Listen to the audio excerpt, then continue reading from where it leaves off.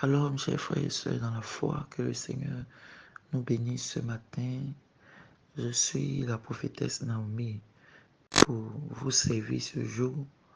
Que Dieu fasse du bien à la vie des uns et des autres à travers ce moment de dévotion matinale.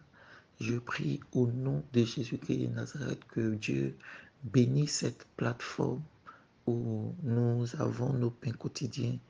Au nom de Jésus. Amen. Bien-aimés, ce matin, nous parlons autour du thème Étienne lapidé à mort. Et le verset qui soutient notre thème de ce matin est tiré du livre des Actes des Apôtres, le chapitre 7, le verset 59 que je lis. Et il lapidait Étienne qui priait et disait, Seigneur Jésus, reçois mon esprit. Que Dieu bénisse sa parole. Bien-aimés, le Seigneur, ce matin, nous parle d'un homme nommé Étienne. Et c'est Étienne-là que les apôtres ont choisi avec d'autres personnes pour aider pour les tâches quotidiennes au milieu du peuple sur lequel Dieu avait établi les apôtres. Il a été aussi choisi pour vaquer à des tâches. Et bien-aimé, Étienne était quelqu'un qui connaissait la parole de Dieu. Étienne était quelqu'un qui croyait en notre Seigneur Jésus-Christ de Nazareth. Et un jour que le souverain sacrificateur, bien, qui les poursuivait toujours, qui cherchait toujours à faire du mal à ceux qui étaient attachés à Jésus-Christ de Nazareth, qui cherchait toujours à accuser injustement avec ses adeptes, ceux qui confessaient le nom de Jésus, va poser une question et voici, Étienne va commencer à expliquer. Suite à cela, ils vont trouver que Étienne a blasphémé, Étienne n'aurait pas dû dire ça et ils vont décider du sort d'Étienne en disant qu'il devait être lapidé à mort. Bien aimé, quand j'ai lu l'histoire d'Étienne, j'ai retenu trois choses qui m'ont marqué et c'est cela que je veux partager avec vous ce matin par la grâce de Dieu. La première des choses qui m'a marqué, c'était la foi inébranlable qu'avait Étienne. Bien aimé, la Bible nous dit dans le verset que nous venons de lire que Étienne était exposé à la lapidation. Étienne devait payer de sa vie pour sa foi. Étienne devait, bien aimé, être lapidé à mort pour sa foi. Mais je constate que la foi d'Étienne ne s'est pas laissée ébranler par ce qui devait être son sort.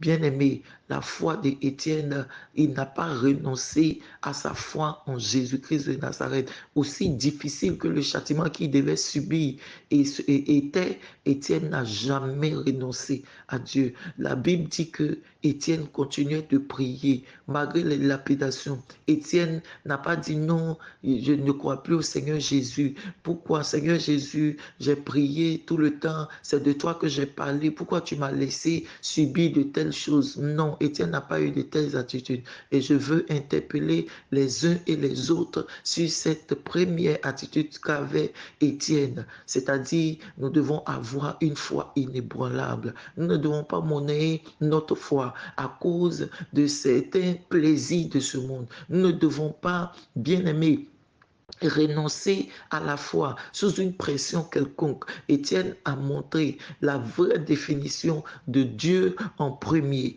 Étienne avait mis Dieu en premier à telle enseigne que tout ce qu'il devait subir à cause de Dieu, il ne renonçait pas. Bien-aimés, ne nous mettons pas en premier de certaines choses dans nos vies. Nous avons choisi le Seigneur, alors laissons le Seigneur diriger notre vie tout entière. La Bible dit aussi que toute chose travaille et toute chose concourt pour le bien de ceux qui aiment Dieu. Étienne, par sa foi qui était inébranlable, sa foi qui était ferme, a pu démontrer aussi la puissance et l'explication de ce verset. Étienne a considéré la mort dont il devait mourir de la main de ses bourreaux à cause de sa foi comme étant un gain. Bien-aimé, Étienne a commencé à prier. Sous les coups, Étienne a prié. Bien-aimé, je ne sais ce par quoi tu passes. Je ne connais pas l'expérience que tu vis, mais je veux ce matin t'exhorter à prier, à parler à Dieu, à ne pas rejeter le sort de sa vie sur tout forcément les autres.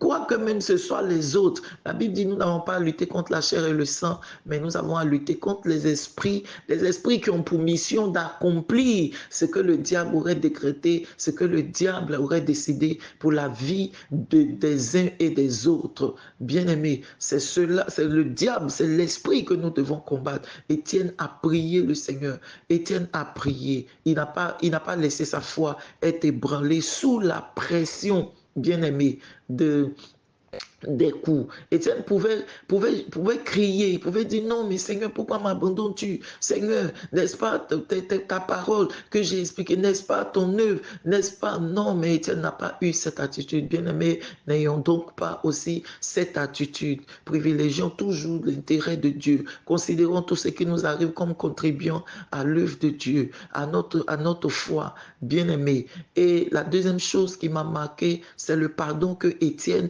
a plaidé auprès du Seigneur pour obtenir pour ces personnes dont il était en train de souffrir. Et la deuxième chose donc que je veux parler, qui m'a impacté, qui m'a touché, c'est la puissance du pardon que Étienne a pu accorder. Parce que pour dire à Dieu, Seigneur, ne leur impute pas ce péché, c'est-à-dire que Étienne lui-même était disposé à donner le pardon. Étienne avait donné le pardon. Bien-aimé, je vais t'exhorter ce matin.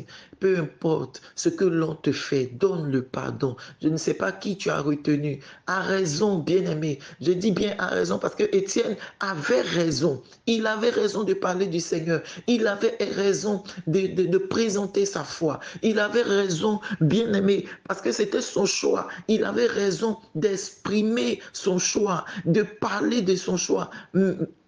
Et bien aimé, il avait raison de le faire, mais malgré sa raison, bien aimé, l'ennemi a suscité des gens pour lui faire du mal, pour mettre fin à sa vie. Bien aimé, peu importe ce que l'on te fait, je prie ce matin que tu aies la capacité de le pardonner. Le pardon libère, bien aimé, non seulement te libère toi-même, mais libère aussi les autres qui te font du mal. Regardez, ils étaient en train de faire la chose la plus extrême à l'humain, c'est-à-dire mettre fin à sa vie. Ils étaient en train de ruer de coups, Étienne, certainement accompagné des injures, de malédictions. Mais regardez, Étienne plaidait pour que Dieu leur fasse miséricorde. Bien aimé, que le Seigneur nous donne la capacité, nous donne la force de pardonner aussi à nos bourreaux, de pardonner. Le pardon libère des deux côtés. Bien aimé, ayons la force de pardonner. La troisième chose par laquelle j'ai été marqué, regardez ceux à qui Étienne pardonnait. Regardez au nombre de ceux à qui Étienne pardonnait, il y avait un grand homme. Bien aimé, voici comment des personnes peuvent rester liées. Nous ne savons pas ce que ces personnes vont devenir pour nous demain. Je ne suis pas en train de défendre la cause de ceux qui nous font du mal, mais je suis simplement en train de dire que comme nous ne savons pas ce que le Seigneur a décidé de faire de ces personnes, bien aimé, pour nous demain, c'est pourquoi nous devons prier que l'Éternel leur pardonne et nous-mêmes nous devons leur pardonner aussi. Il y avait au nombre de ceux qui faisaient du mal à Étienne, il y avait bien aimé Saul de Tarse et Étienne a pardonné Saul de Tarse à peut-être aujourd'hui la personne qu'il est devenu. Jusqu'à aujourd'hui, les écrits de Paul de Tarse continuent de nous expliquer au mieux la Bible. Bien-aimés, pardonnons parce que nous ne savons pas ceux qui nous font du tort, à quoi ils sont appelés. Le diable suscite des personnes comme ça pour nous faire du mal. Le diable passe par des personnes pour nous faire du mal. Mais en vrai, nous n'avons pas à lutter contre eux, mais nous avons à lutter contre les esprits qui les incitent à nous faire du mal parce que demain, on ne sait pas ce qu'ils peuvent devenir pour nous. Alors, je vais terminer mon propos ce matin en te disant, voici la marque que Étienne a eue par rapport à l'évangile. Bien-aimé, quelles sont tes marques? Si le Seigneur te regarde aujourd'hui, qu'as-tu abandonné pour le nom du Seigneur? Bien-aimé, qu'es-tu prêt à laisser tomber? Qu'es-tu prêt à changer? Quoi que ça suscite un intérêt quelconque pour toi. Soit que quoique ça suscite, bien-aimé, un plaisir quelconque pour toi. Bien-aimé, si le Seigneur te regarde aujourd'hui, est-ce qu'il pourra trouver des marques de l'évangile? Est-ce qu'il pourra trouver des prix que tu as effectivement payé. Bien-aimé, le Seigneur nous a enlevés de quelque part des vies, des témoignages des uns et des autres. On était dans des vies, bien-aimés, qui nous faisaient plaisir. On se disait que oui, on avait tout gagné. Et puis le Seigneur nous a enlevés de ces vies-là. Est-ce qu'aujourd'hui, nous avons vraiment abandonné tout ce qui satisfait notre chair, abandonné l'amour de ce monde? Est-ce que nous travaillons à œuvrer malgré les coups, même quand on ne nous est pas reconnaissant? Bien-aimés, est-ce que nous continuons à travailler afin que ce soit pour nous aussi des marques? Bien-aimés, travaillons pour la cause de notre Seigneur Jésus-Christ de Nazareth. Mettons notre Dieu en premier. Peu importe, bien-aimés, ce que ça va nous coûter. Privilégions Dieu en toutes choses. Parce que, bien-aimés, comme Étienne aussi, nous pourrons dire que ça a été pour nous un gain, au lieu que nous ne considérions que ça a été pour nous une raison de nous détourner de notre foi, une raison de renoncer à notre foi. Bien-aimé, voici ce que le Seigneur a mis en mon cœur ce matin pour nous. Je prie au nom de Jésus-Christ de Nazareth que si tu avais commencé à faiblir, que le Seigneur te relève, que le Seigneur fortifie tous mes frères et mes sœurs qui subissent aussi des injustices, que le Seigneur vous fortifie. Et je vous dis que vous avez des raisons d'espérer en lui, parce que le Seigneur, lui, il n'abandonne jamais. Vous avez des raisons de continuer de croire en lui. Vous avez des raisons de continuer d'espérer en lui. Au nom de Jésus-Christ de Nazareth, soyez bénis chez vous.